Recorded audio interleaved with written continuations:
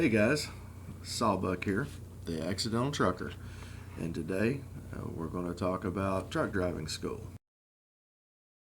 The first week it was all classroom, and at the end of the week, on Thursday we did practice tests all day long, and then on Friday the DOT actually came to the school and administered tests.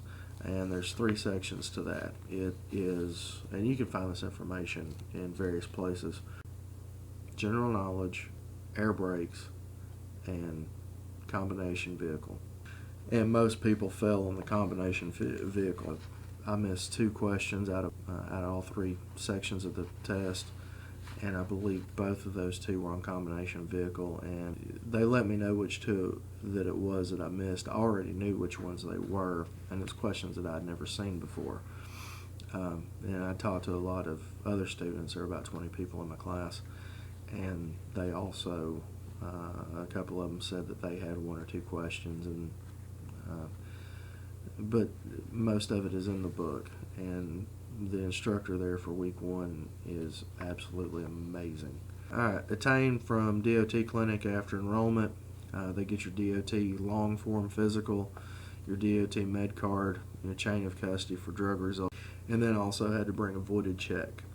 All right, on that DOT testing, or medical, your med.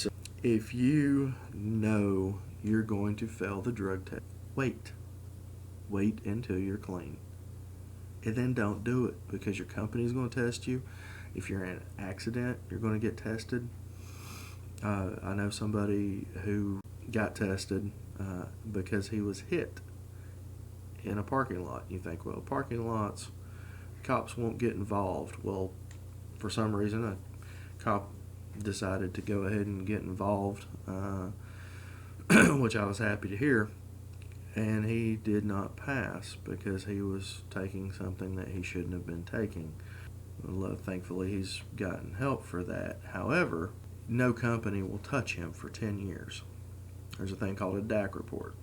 If you refuse a drug test, if you fail a drug test, you are pretty much screwed for 10 years in the trucking industry. So, don't do it if you know you're not able to pass. And we had Rail is one of the companies that Tennessee Truck Driving School can set you up with.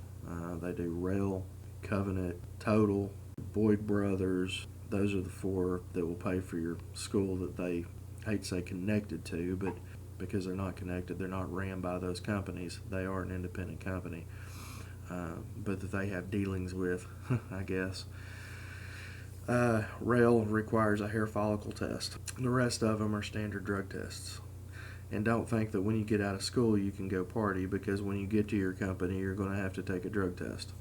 So don't do it. That's stupid.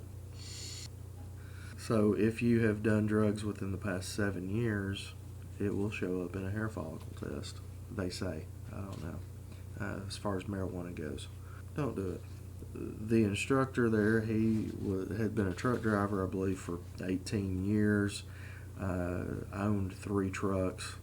I think the shortest amount of time that someone at Tennessee Truck Driving School, as far as instructors go, had driven was 7 years. I think there were 2 drivers, or 2 instructors, that had been out on the road for 7 years.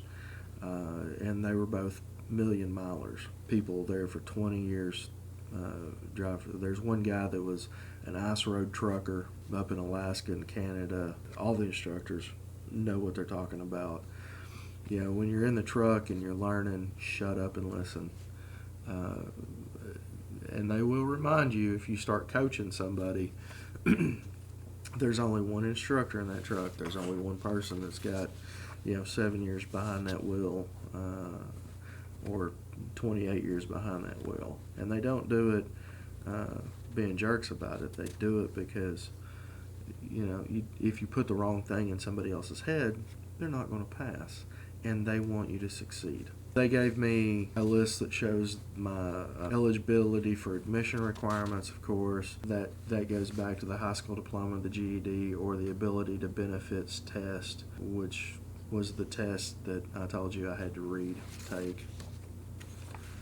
Alright, they gave me a schedule of this 3-week program.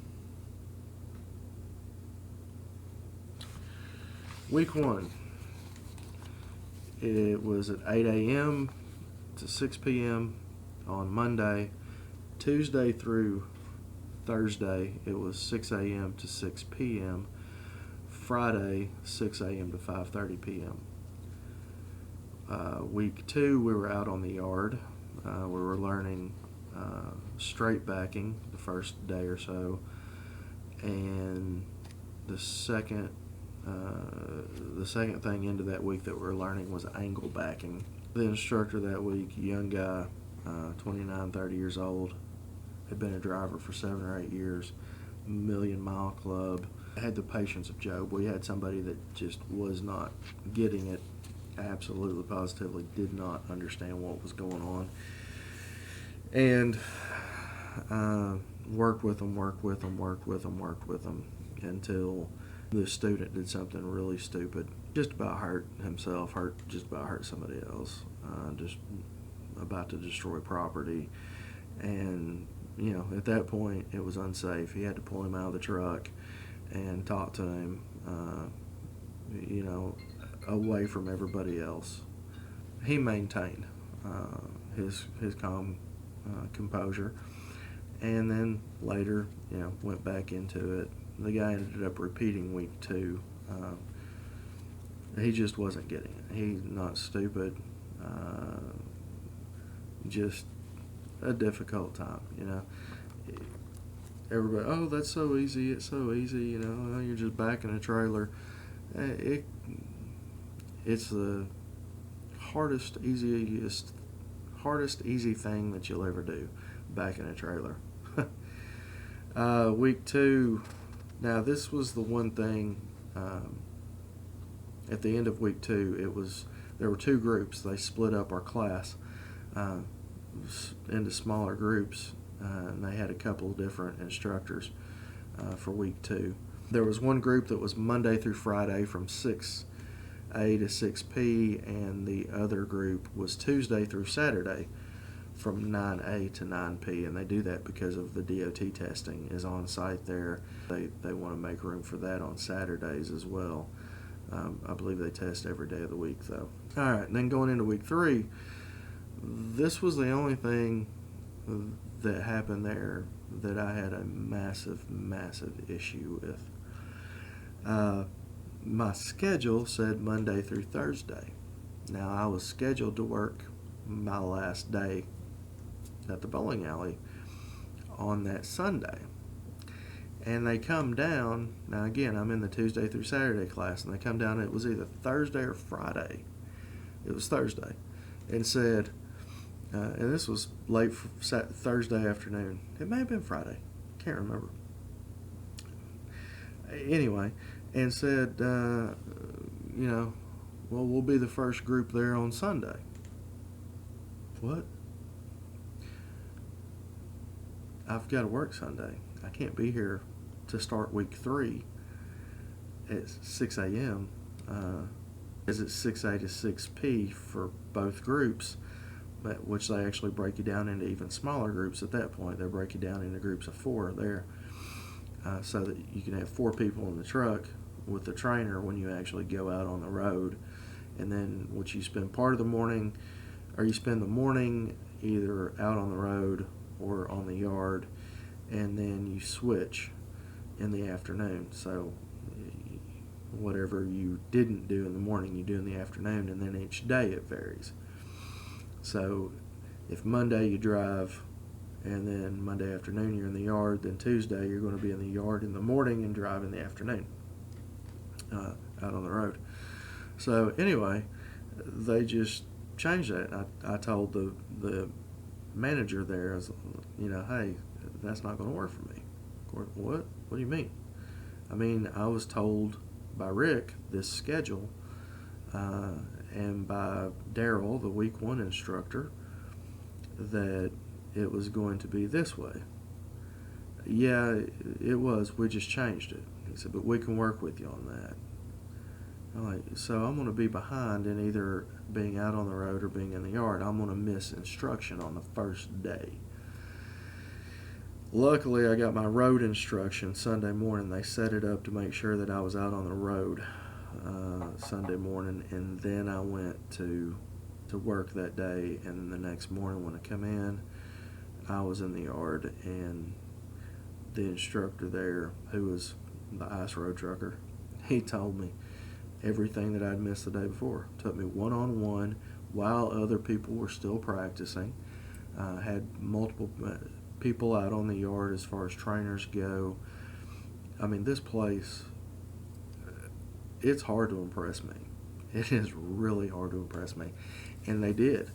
Now, that may change. I may get to Covenant Wednesday morning for orientation, go through sitting in a classroom for 2 days, going out and having a driving test, and find out that they absolutely were horrific. And if that's the case, I'll post another video and be like, whoa, these are the things that I did not learn at truck driving school that I should have. But regardless of if there are those things that the school curriculum didn't teach, I can tell you that what they did teach, they are absolutely phenomenal.